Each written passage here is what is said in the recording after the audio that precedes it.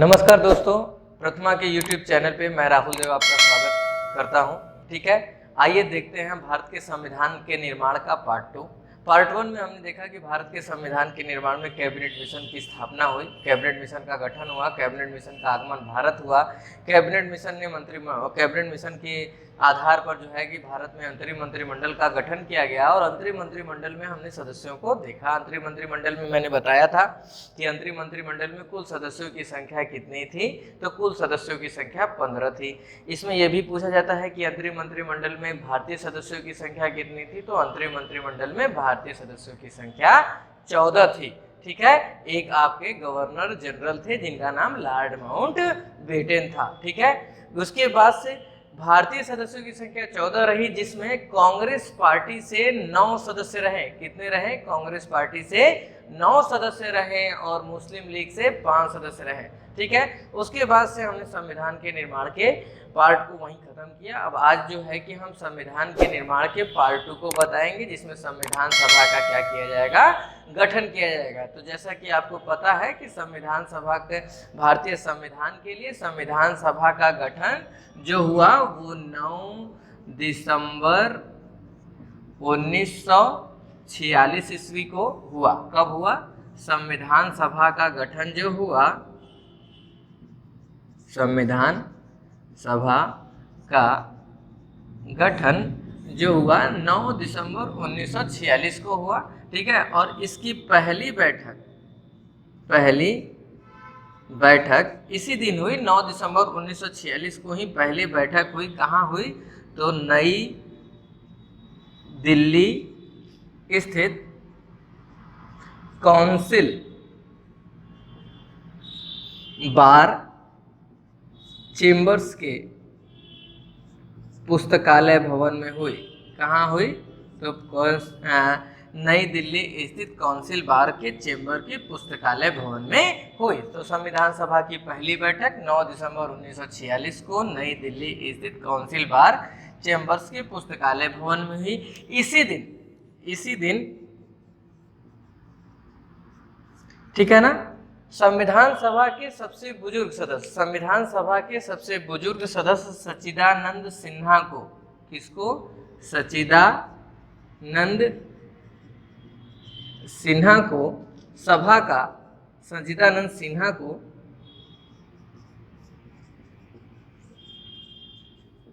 संविधान सभा का प्रथम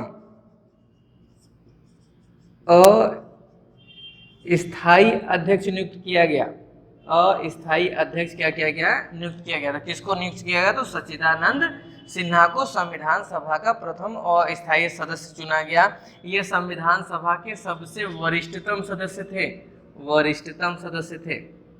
ठीक है ना, वरिष्ठतम सदस्य को इसलिए चुना गया क्योंकि संविधान सभा की पहली बैठक थी और पहली बैठक में ये देखा गया कि सभी लोग एक ही उम्र के या एक ही वर्ग के लोग थे सभी इसमें। तो इसमें ये देखा गया कि जो सबसे वरिष्ठ है उनको सबसे पहले क्या किया जाए, हम लोग उनको नेतृत्व करने का जो है कि अवसर देते हैं। और संविधान सभा की पहली बैठक सच्चिदानंद सिन्हा के ही देखरेख में की गई। इसके बाद से 11 दिसंबर 1946 को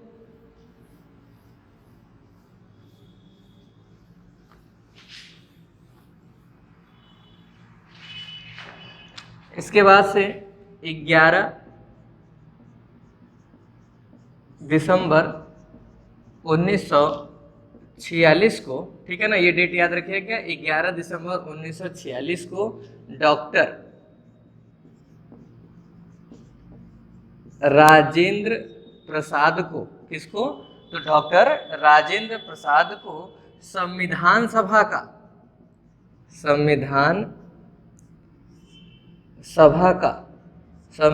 सभा का प्रथम स्थायी अध्यक्ष नियुक्त किया गया। प्रथम स्थायी अध्यक्ष चुना गया या नियुक्त किया गया, यहां लिख सकते हैं चुना गया। ठीक है ना, 11 दिसंबर 1946 को संविधान सभा का प्रथम स्थायी अध्यक्ष किसको चुना गया? डॉक्टर राजेंद्र प्रसाद को। इसी दिन बी एन राव को अगर आपको पूरा नाम पता होगा तो सही है, लेकिन मैं बता देता हूं कि पूरा नाम इनका था वेनेगल नरसिम्हा राव। वेनेगल नरसिम्हा राव को बहुत बार पूछा गया है कि बीएन राव का पूरा नाम क्या था, तो वेनेगल नरसिम्हा राव था। इनको जो है कि संविधान सभा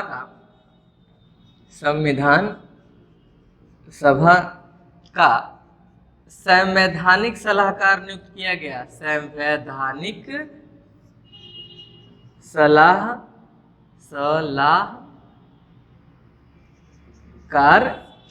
चुना गया। क्या चुना गया? संवैधानिक सलाहकार चुना गया। तो आपको पता है कि 9 दिसंबर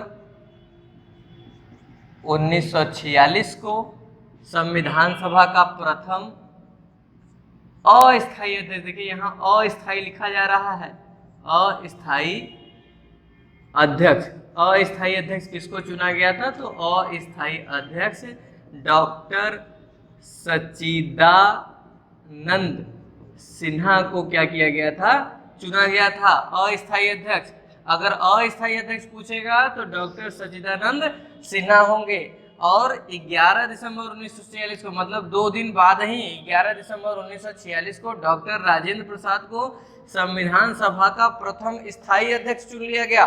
देखिए यहाँ दोनों में याद रखने की कोशिश कीजिए, याद रखिएगा हमेशा कि स्थायी अध्यक्ष पूछेगा तो डॉक्टर राजेंद्र प्रसाद और अस्थायी अध्यक्ष पूछेगा तो सच्चिदानंद सिन्हा थे। संवैधानिक सलाहकार किसे नियुक्त किया गया? BN राव को जो है कि संवैधानिक सलाहकार नियुक्त किया गया। BN राव का पूरा नाम क्या था? वेनेगल नरसिम्हा राव। इसके बाद इसके 2 दिन बाद यानी 13 दिसंबर 1946 को पंडित जवाहरलाल नेहरू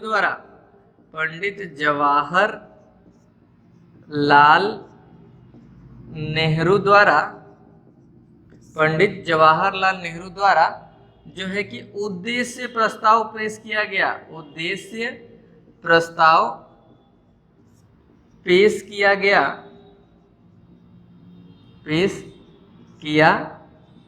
गया तथा संविधान सभा की क्या शुरू हुई? कार्यवाही शुरू हुई। संविधान सभा की कार्यवाही शुरू की गई। ठीक है ना, शुरू की गई। तो याद रखिए, देखिए डेट याद रखना है कि 9 दिसंबर को संविधान सभा की पहली बैठक हुई, नई दिल्ली के कौंसिल बार चेंबर के पुस्तकालय भवन में हुई और यहाँ पर सच्चिदानंद सिन्हा को अस्थायी अध्यक्ष चुना गया।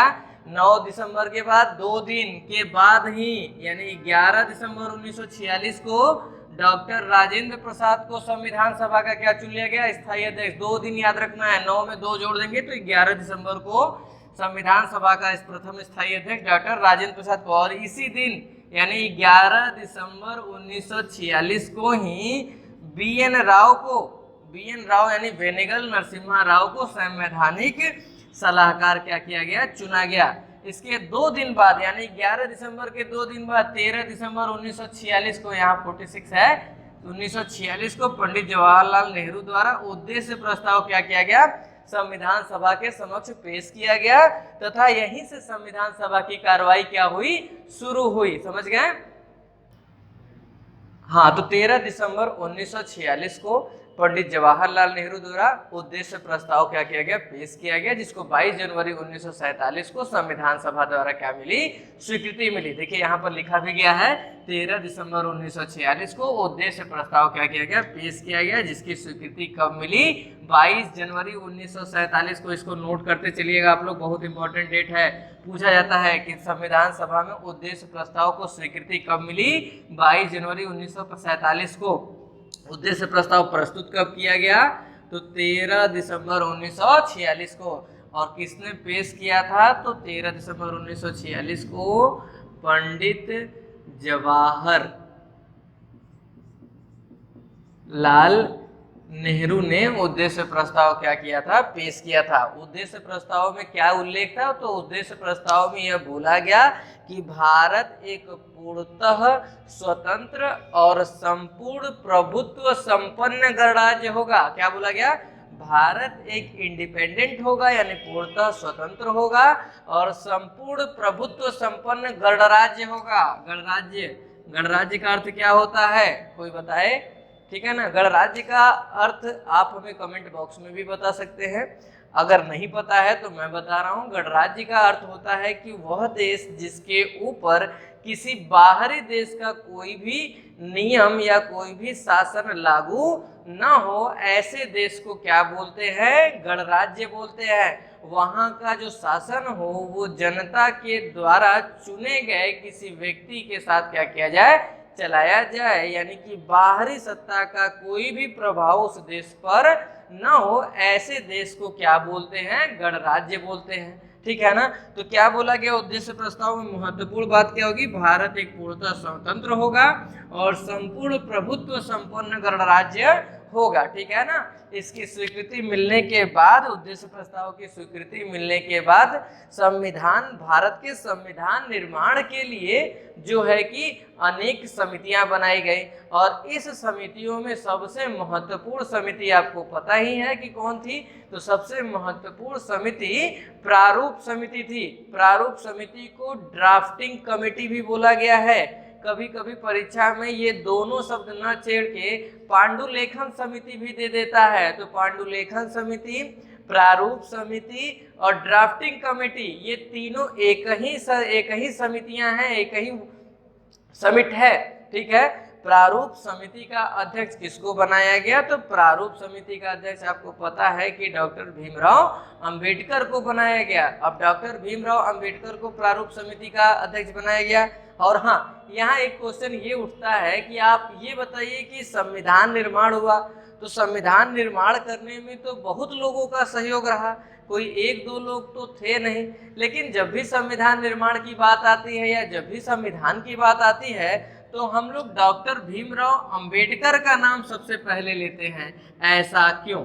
डॉक्टर भीमराव अंबेडकर का नाम जो है हम लोग सबसे पहले लेते हैं। जो भी कोई इसी से भी पूछा जाता है कि संविधान का निर्माण किसने किया, तो सीधे कोई एकदम शॉर्ट में बता देता है कि भारत का संविधान का निर्माण डॉक्टर भीमराव अंबेडकर द्वारा किया गया।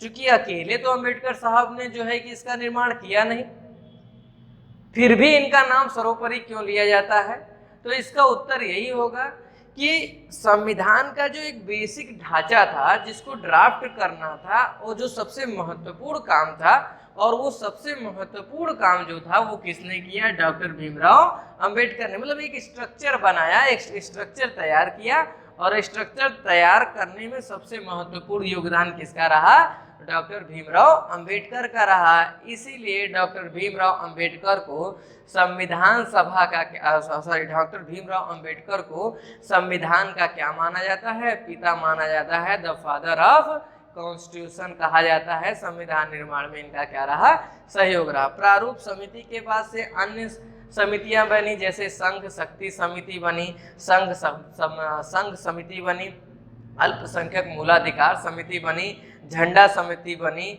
ठीक है, तो इस प्रकार से अन्य समितियां बनी। आइए इन समितियों को हम देखते हैं। ठीक है, चलिए। ठीक है, तो जैसा बताया कि जो है कि उद्देश्य प्रस्ताव के बाद से संविधान में अन्य समितियों का, अनेक समितियों का क्या किया गया, निर्माण करने का कार्य शुरू हुआ, जिसमें सबसे महत्वपूर्ण समिति जो रही आपकी कौन सी रही, प्रारूप समिति।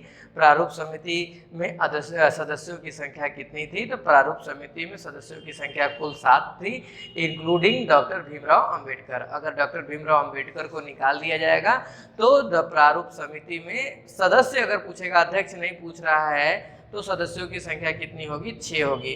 कभी कभी क्वेश्चन प्रारूप समिति से ऐसे भी पूछे जाते हैं कि डॉक्टर भीमराव अंबेडकर की अध्यक्षता वाली प्रारूप समिति में कितने सदस्य थे, तो आप याद रखिएगा क्योंकि क्वेश्चन में पहले ही डॉक्टर भीमराव अंबेडकर का नाम दे दिया है, तो जब वो नाम दे दिया है तो इसका राइट आंसर क्या होगा, 6 होगा। ठीक है, 7 नहीं होगा। क्यों? क्योंकि एक नाम सबसे पहले क्वेश्चन पेपर में दे दिया है। चूंकि अगर दूसरा क्वेश्चन आता है कि बताइए प्रारूप समिति में कुल सदस्यों की संख्या कितनी थी, तब आप क्या बताएंगे, कुल सदस्यों की संख्या 7 थी। बहरहाल प्रारूप समिति के बारे में थोड़ी देर बाद चर्चा होगी। आइए देख लेते हैं कि समितियां बनाई गई और उनके अध्यक्ष कौन थे। तो आपको बताएं कि प्रारूप समिति का अध्यक्ष डॉक्टर भीमराव अंबेडकर को बनाया गया।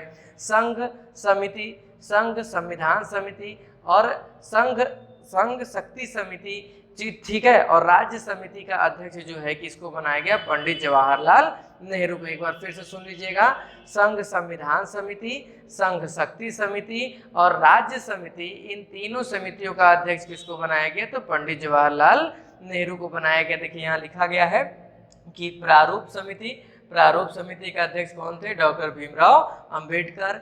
संघ संविधान समिति, संघ शक्ति समिति और राज्य समिति के अध्यक्ष कौन थे, पंडित जवाहरलाल नेहरू। इसमें से देखिए ये दो इंपॉर्टेंट है, हमेशा परीक्षा में पूछता रहता है।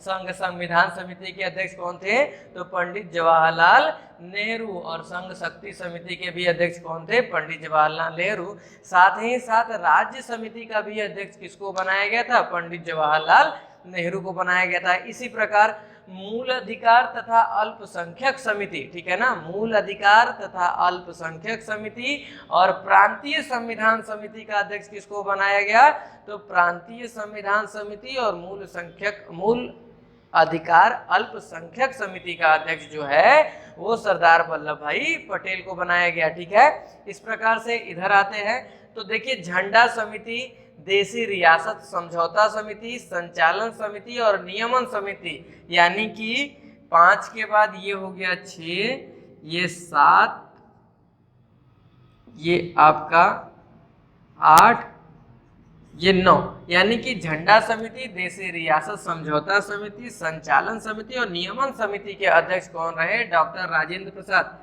एक क्वेश्चन को लेके बच्चों में बहुत कंट्राडिक्शन रहता है, बहुत कंफ्यूजन होता है, बार बार ये पूछा गया, ऑफलाइन में भी ये क्वेश्चन हम लोगों से पूछा जाता है कि झंडा समिति का अध्यक्ष कौन था। ठीक है, तो बहुत से किताबों में झंडा समिति का अध्यक्ष जेबी कृपलानी को दिया गया है, जो कि गलत है। जेबी कृपलानी झंडा समिति के सदस्य रहे हैं, अध्यक्ष नहीं रहे हैं, वो तदर्थ झंडा समिति के अध्यक्ष रहे हैं। और डॉक्टर राजेंद्र प्रसाद जो हैं वो झंडा समिति के अध्यक्ष हैं। तो अपने दिमाग में एकदम कॉन्सेप्ट खुल के रखिए कि झंडा समिति का अध्यक्ष पूछा जाता है डॉक्टर राजेंद्र प्रसाद को, लगाइएगा आंसर। ठीक है ना, मान लीजिए किसी भी ऑप्शन, कभी ऑप्शन के हिसाब से भी काम करना पड़ता है क्वेश्चनों पर, तो अगर झंडा समिति का अध्यक्ष पूछता है और डॉक्टर राजेंद्र प्रसाद ऑप्शन में नहीं है, तब आप जेबी कृपलानी को आंसर सही लगाएंगे, सही आंसर का टिक लगाएंगे। लेकिन अगर क्वेश्चन में जेबी कृपलानी और डॉक्टर राजेंद्र प्रसाद दोनों हैं, तो आप first preference doctor Rajendra Prasad को देंगे झंडा समिति का। ठीक है, इसके बाद आइए देखते हैं देशी रियासत समझौता समिति। ठीक है, डॉक्टर राजेंद्र प्रसाद ही रहे हैं। ठीक है, बहुत लोगों को कंफ्यूजन हो जाता है कि देशी रियासत समिति सरदार वल्लभ भाई पटेल के पास होगी, तो नहीं, ये गलत है। उनके पास देशी रियासत मंत्रालय था और मंत्रालय अंतरिम मंत्रिमंडल की बात हो रही है, और ये क्या है, समिति है। तो समिति में देशी रियासत समझौता समिति किसके पास थी, डॉक्टर राजेंद्र प्रसाद के पास। संचालन समिति भी किसके पास थी, डॉक्टर राजेंद्र प्रसाद के पास। नियमन समिति, नियम बनाने की जो प्रक्रिया होगी, इस समिति का जो गठन किया गया उसका भी अध्यक्ष किसको बनाया गया, डॉक्टर राजेंद्र प्रसाद को बनाया गया। कार्य संचालन समिति किसको बनाया गया, किसको अध्यक्ष बनाया, doctor KM. Munshi. KM. Munshi का पूरा नाम क्या है, तो कन्हैयालाल मणिकलाल मुंशी इनका पूरा नाम है, जिनको कौन सी समिति दी गई थी, कार्य संचालन समिति का अध्यक्ष बनाया गया था। देखिए यहाँ पर मूलाधिकार अल्पसंख्यक उप समिति दिया है, और यहाँ पर जब देखेंगे, यहाँ पर जब आप देखेंगे तो यहाँ पर दिखा है कि उप समिति नहीं, क्या समिति। तो समिति के अध्यक्ष तो डॉक्टर सरदार वल्लभ भाई पटेल थे, लेकिन उप समिति अगर जोड़ दिया गया है तो इसके अध्यक्ष कौन हो जाएंगे, जेबी कृपलानी हो जाएंगे। ठीक है ना, कभी कभी क्वेश्चन आता है तो लड़के जो होते हैं बच्चे इतना ही पढ़ के सरदार वल्लभ भाई पटेल को आंसर लगा देते हैं, लेकिन अगर क्वेश्चन ध्यान से पढ़ेंगे तो उप में आंसर क्या हो जाएगा, बदल जाएगा, जेबी कृपलानी अध्यक्ष हो जाएंगे। और समिति की बात होगी तो समिति में सरदार वल्लभ भाई पटेल थे। इसी के साथ सर्वोच्च न्यायालय समिति का अध्यक्ष किसको रखा गया, एस. भट्टाचार्यार को जो था वो जो था सर्वोच्च न्यायालय समिति का क्या बनाया गया, सदस्य बनाया गया। ठीक है, इसके बाद से इन समितियों के गठन के बाद से सबसे पहले प्रारूप समिति के बारे में चर्चा होगी, क्योंकि सबसे महत्वपूर्ण समिति थी।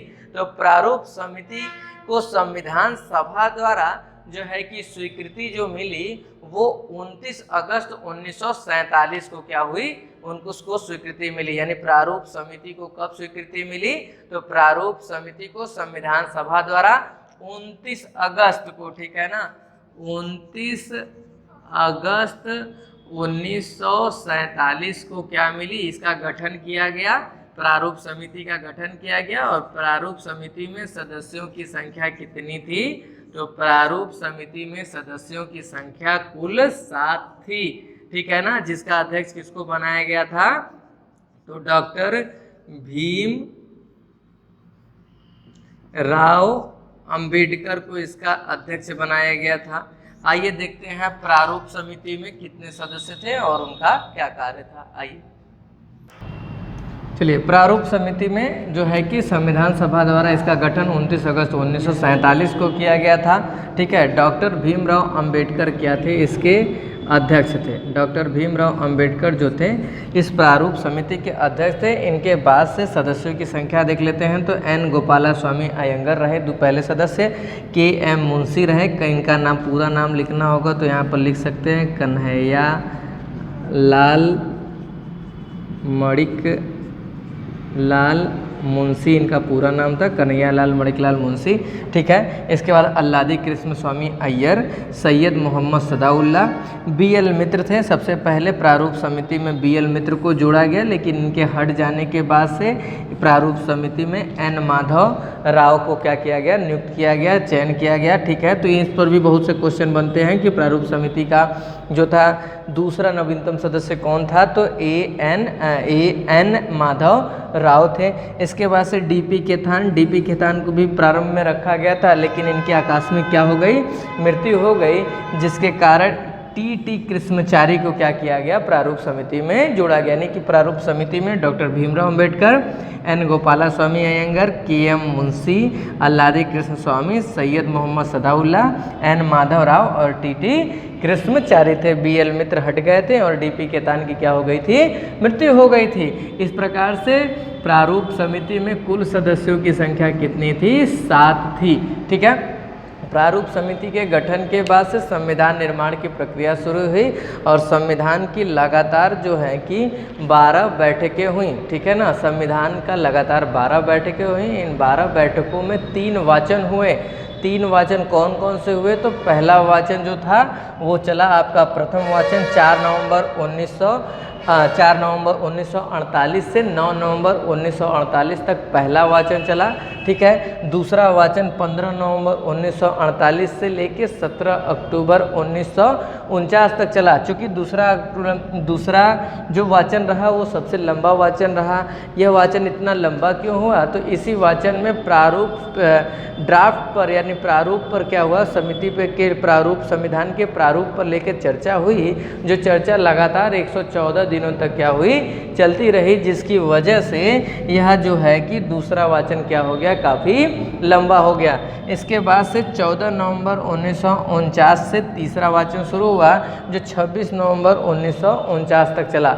तीसरा और यह आखिरी वाचन था। इसी वाचन के बाद से 26 नवंबर 1949 को संविधान सभा द्वारा संविधान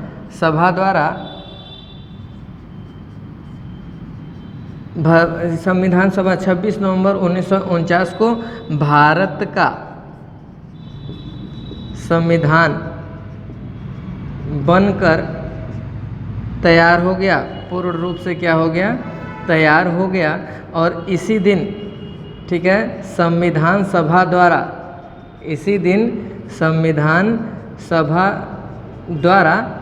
जो है कि भारतीय संविधान को अंगीकृत यानी एडॉप्टेड कर लिया गया, यानी अपना लिया गया। संविधान सभा द्वारा भारतीय जो है कि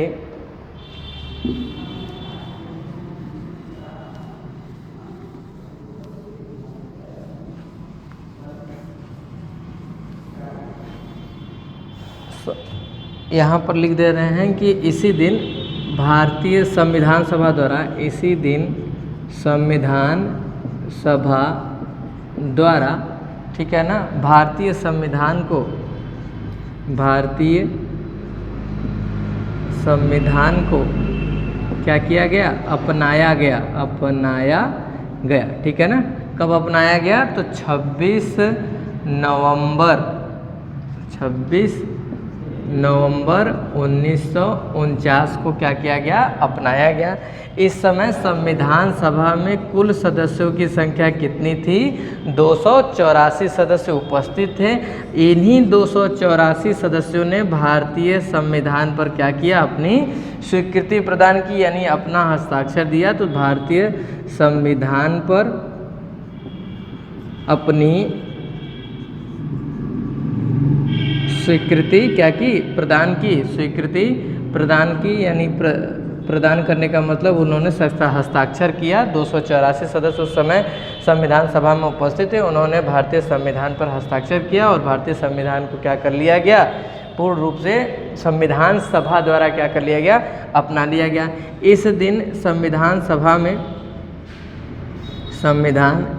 सभा में महिला सदस्यों की संख्या, महिला सदस्यों की संख्या कितनी थी, पूछा जाता है क्वेश्चन, महिला सदस्यों की संख्या कितनी थी, 8 थी। कितनी थी, इस दिन संविधान सभा द्वारा महिला सदस्यों की संख्या कितनी थी, 8 थी। संविधान सभा में महिला सदस्यों की संख्या कितनी थी, 8 थी। कुल टोटल 15 सदस्य थे, महिला सदस्य थी, लेकिन जिस समय संविधान को लागू किया, जिस समय संविधान का निर्माण हुआ, हस्ताक्षर हुआ, उस समय 284 सदस्य उपस्थित थे, उसमें 8 महिला सदस्य भी क्या थी, उपस्थित थी।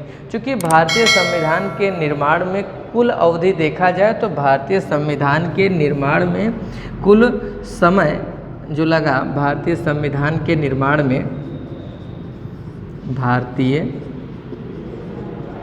संविधान के निर्माण में कुल 2 वर्ष, ठीक है ना, 2 वर्ष 11 माह और 18 दिन का क्या लगा, समय लगा। कितना वर्ष का लगा, 2 वर्ष 11 माह 18 दिन। कभी कभी परीक्षा में ये दोनों चेंज कर देता है, 18 माह कर देगा, 11 दिन होगा, तो ऐसा तो होता नहीं है कि 18 माह होगा, ठीक है ना। तो इसको याद रखिएगा, 2 वर्ष 11 माह और 18 दिन। परीक्षा की दृष्टि से तो नहीं, लेकिन कभी कभी अप्रोक्सीमेट ये पूछ लिया जाता है कि भारतीय संविधान के निर्माण में कितनी धनराशि खर्चा हुई। तो ये बोला गया कि भारतीय संविधान के निर्माण में कितनी धनराशि खर्चा हुई, तो कुल खर्च धनराशि कितनी थी, तो 63,96,729 रुपये थे। कितना था, 63,96,729 रुपये। इतने ही रुपए जो थे वो भारतीय संविधान के निर्माण में क्या किए गए थे, खर्च किए गए थे। तो कितना समय लगा था भारतीय संविधान के निर्माण में, तो 2 वर्ष 11 माह 18 दिन का समय लगा था। और इसकी कुल खर्च धनराशि कितनी थी, तो 63,96,729 रुपये थी। 26 नवंबर 1949 को संविधान सभा द्वारा संविधान सभा द्वारा क्या किया गया, भारतीय संविधान को अपनाया गया, ठीक है। और इसी दिन जो है कि संविधान सभा द्वारा भारत के संविधान में कुल 395 अनुच्छेद और 8 अनुसूचियों को रखा गया। कितने अनुच्छेदों को रखा गया, तो देखते हैं। तो यहाँ पर जिस दिन हमारा संविधान बन के पूर्ण रूप से तैयार हुआ था, संविधान पूर्ण रूप से तैयार हुआ था, उस समय भारतीय संविधान में कुल 395 अनुच्छेद थे, ठीक है, 8 अनुसूचियाँ थी, ठीक है, और 22 क्या थे, भाग थे। वर्तमान समय में अनुसूचियों की संख्या क्या हो गई है, बढ़ गई है। कितनी हो गई है, 12 हो गई है, बाकी सेम चीज़ें यही है। वर्तमान समय में अनुच्छेदों की संख्या भी क्या है, 395 है। 12 अनुसूचियां हैं और भाग भी क्या हैं, 22 हैं। हालांकि अगर भाग को पार्ट वाइज पढ़ा जाएगा तो भागों की संख्या कितनी हो जाएगी, 25, लेकिन मूल संविधान में इसका उल्लेख कितना है, 22 का ही है, इसलिए हम लोग भाग को केवल 22 ही मानेंगे। ठीक है, इसके बाद से 395 अनुच्छेदों के बाद से जब ये संविधान को लागू किया गया, उससे पहले ही यानी 26 नवंबर 1949 को ही संविधान सभा में क्या किया गया, तो 26 नवंबर 1949 को ही भारतीय संविधान में जो 395 अनुच्छेद थे, 395 अनुच्छेदों में से 16 अनुच्छेदों को, कितने अनुच्छेदों को, 16 अनुच्छेदों को तत्काल क्या कर दिया गया, परिवर्तित कर दिया गया। उसी दिन क्या कर दिया गया, 16वें अनुच्छेद को क्या कर दिया गया, परिवर्तित कर दिया गया। ठीक है, तो देखते हैं तो कौन कौन से 16 अनुच्छेदों को बदला गया। तो अनुच्छेद 5, 6, 7, 8, 9, 60, 324, 366, 367, 379, 380, 388, 391, 392, 393 तथा 394 अनुच्छेदों को 26 नवंबर 1949 को ही क्या कर दिया गया, तत्काल परिवर्तित कर दिया गया और शेष संविधान को क्या कर दिया गया, 26 जनवरी 1950 को क्या कर दिया गया, भारतीय जनता में लागू कर दिया गया। लेकिन इससे पहले संविधान सभा की जो आखिरी बैठक हुई, यानी संविधान सभा की 12वीं बैठक हुई, वो कब हुई, तो संविधान सभा की 12वीं बैठक आपका 24 जनवरी 1950 को हुआ। कब हुआ संविधान सभा की आखिरी बैठक, 24 जनवरी 1950 को संविधान सभा की आखिरी बैठक, आखिरी बैठक यानी कि 12वीं बैठक, ये कब हुई, तो ये हुआ आपका 24 जनवरी 1950 को। 24 जनवरी 1950 को संविधान सभा की आखिरी बैठक हुई और इसी बैठक में डॉक्टर